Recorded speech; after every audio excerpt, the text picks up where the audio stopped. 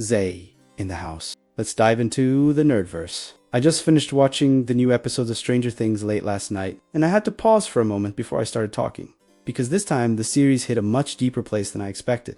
And that made me realize even more clearly something Stranger Things has always had there since the very beginning. But that now becomes impossible to ignore.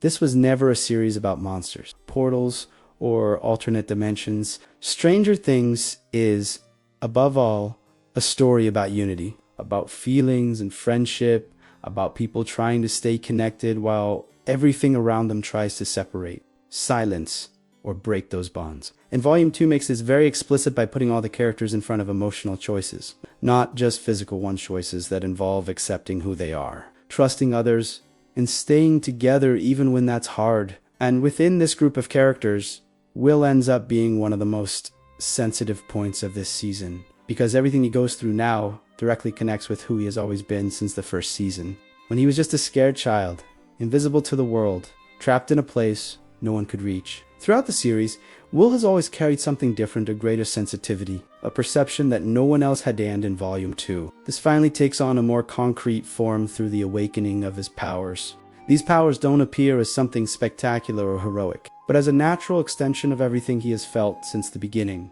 As if the series were saying that what made him different was not a weakness, but something he just needed to learn how to understand and accept. What's most interesting is how this discovery of Will's powers is directly tied to the way he begins to open up more to the group.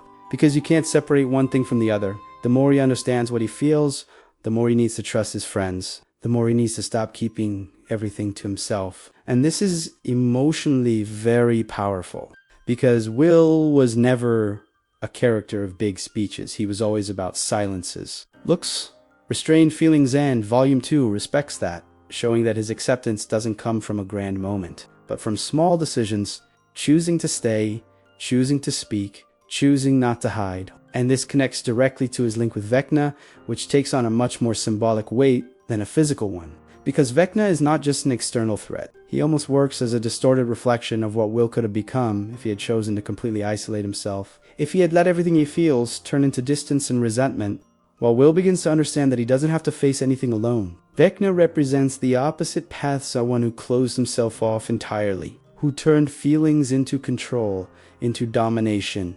And this contrast makes the conflict between them much more interesting, because it's not just a battle of powers, it's a clash of worldviews, of choices, and that reinforces even more the central idea of the series, that surviving in this world isn't about being the strongest, but about being together. This is reflected throughout the entire main group, from the way they embrace Will to how they deal with Max's return, which is another emotionally powerful point in Volume 2.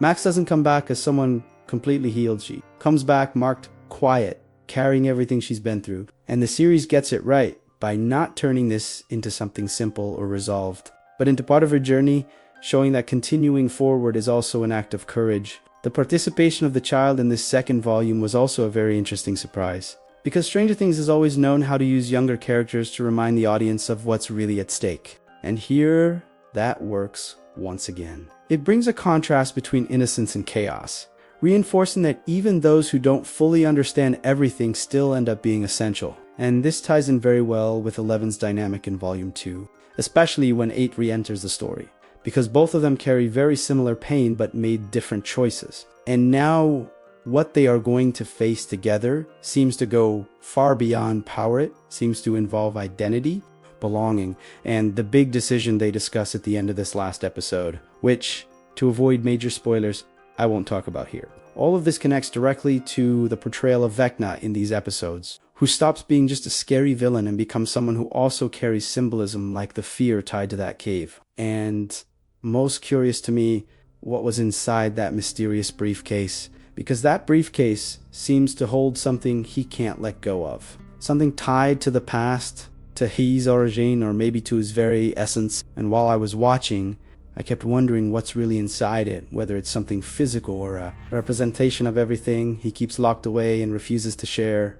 In total contrast to the main core of the series, which survives precisely because it shares, and amid so much emotional weight, the fight between Steve and Dustin was an excellent moment, because it brings a very real truth about friendship. Caring also creates conflict, It also creates friction, and that argument doesn't weaken their relationship. On the contrary, it shows how much it has matured, how real these bonds are, imperfect and deeply human. In the end, Volume 2 works as a major emotional setup for the final episode, reinforcing everything. Stranger Things has always been a story about people, feelings, and unity. And now, I really want to know what you thought of these episodes. What do you think is going to happen in the finale? Leave a comment down below, hit the like button because it helps the channel a lot. Share this video with anyone who also loves Stranger Things. And subscribe so you don't miss the full analysis of the final episode. Because after all this, the ending promises to be intense.